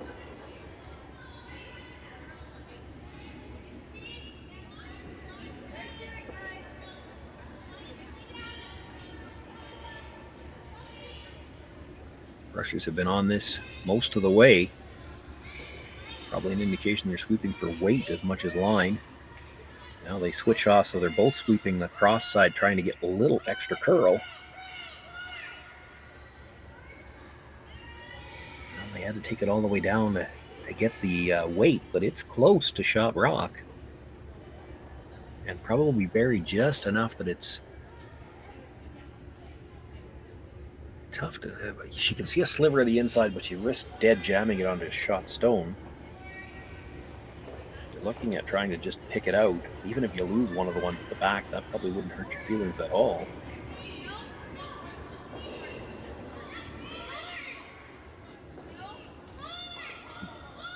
You might like to double it off the stone that's biting the forefoot. Then anything she could freeze to, she wouldn't be shot rock.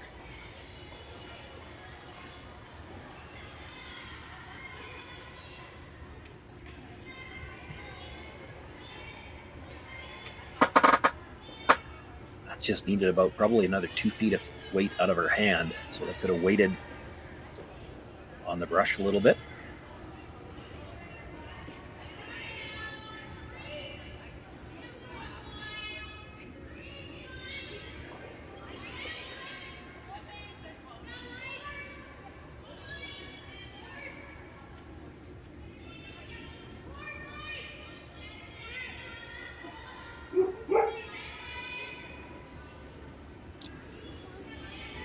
Kaitlyn Laws with her first stone here in the 6th.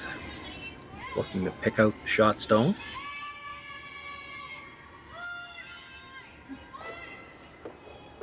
Makes the hit. Does catch one of those reds at the back.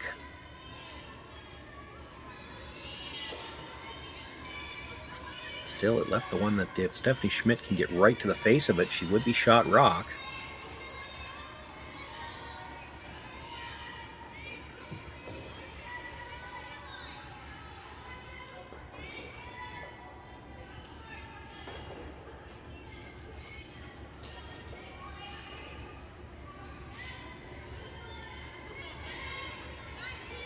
It'll be interesting to see what Kaitlyn Laws decides to do if Stephanie Schmidt makes this. If she freezes right on the face, she would be shot rock.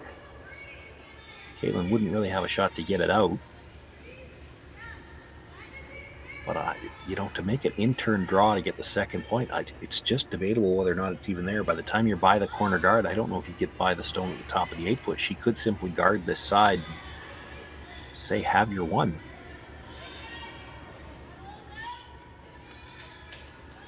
First things first, Stephanie needs to make this. She might not have a shot to score.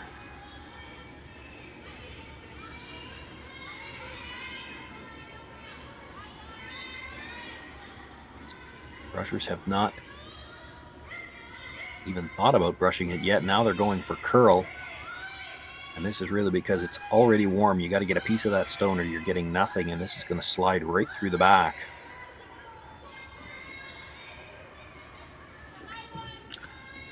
Boy, I think if you guard that shot, I'm not sure what she's got on the other side.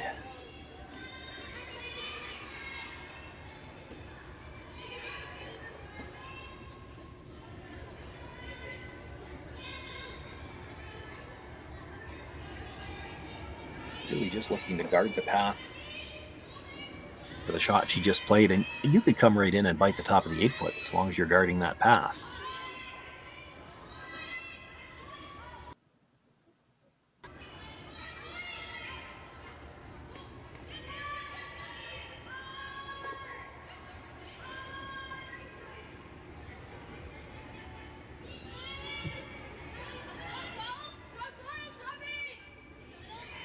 Stephanie Schmidt, it might have nothing left but to try to draw through that port towards the button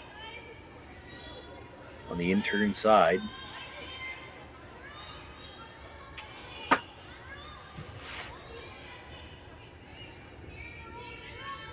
And while it looks like there's a lot of room, when you know how much those rocks curl from the hog line in, it's a tight port. By the time you're by the wide guard, to still get by the stone at the top of the 8-foot is going to be tough.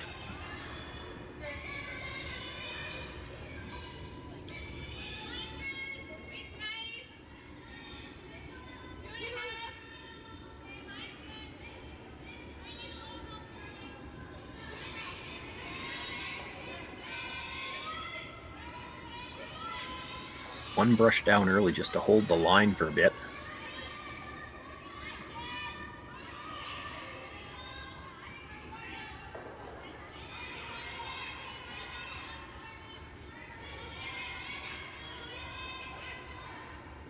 Coming nicely into place, pretty much right where she tapped the ice.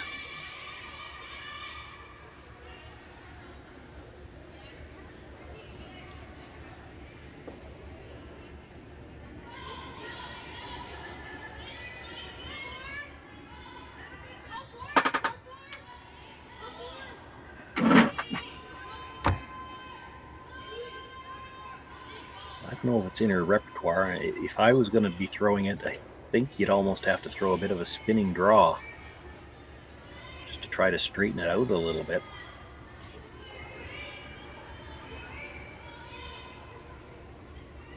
Which certainly makes it more difficult to judge the weight. They're wondering if they can get down to the back one, with maybe hack weight. Still tough.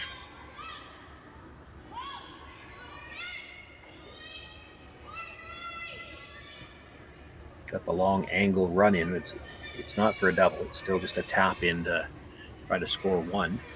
At least you know that shot's possible. It might be the only shot she's got that's possible. I'm not sure the draw is there. I don't think they think it's there either, or she'd already be playing it.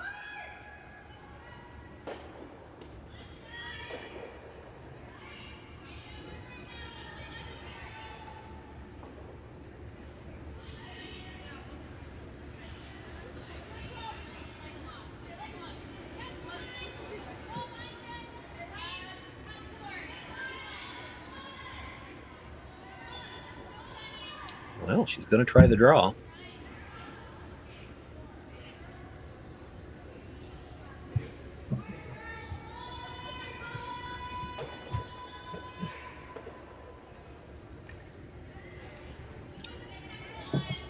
Such a tough one to call for the line as well, because you don't dare sweep it while it's still on the corner guard. Once it starts to move, it's hard to hold it.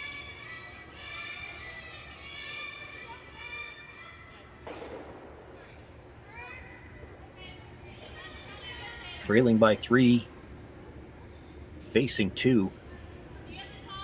Stephanie Schmidt needs to negotiate a port, get full forefoot here with her final stone in the 6th end.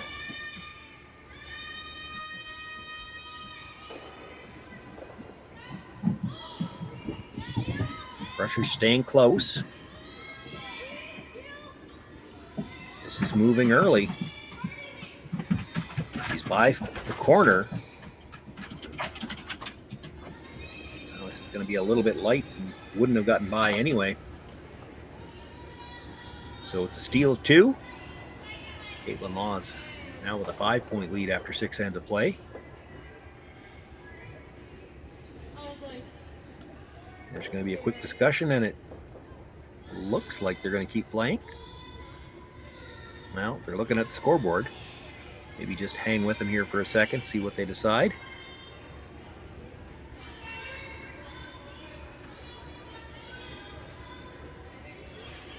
And they've decided that's enough. So Kaitlyn Laws will pick up a big win here in this round robin action against Michelle Englot. That moves them to 2-1 and drops the Englot foursome to 0-3. Quickly give you an update on the other scores going on here. Gracelyn Richards, Tabitha Peterson, the 2 undefeated teams in this pool. It's now 7-6 for Richards as they play in the 6th. Peterson has last rock there. Our final is 6-1 final. Corinne Brown, Serena Gray Withers tied at 5 as they play in the 6th. Gray Withers with last rock there. Selena Sturmey, Mila Plett. It's Sturmey ahead 4-3. Plett with last rock in the 6th.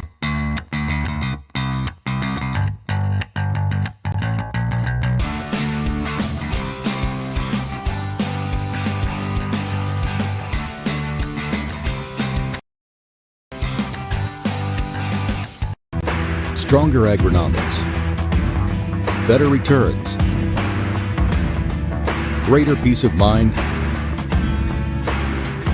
From pre-seed to post-harvest, you can count on the Victory Canola program to... Everything I've worked for Everything I've sacrificed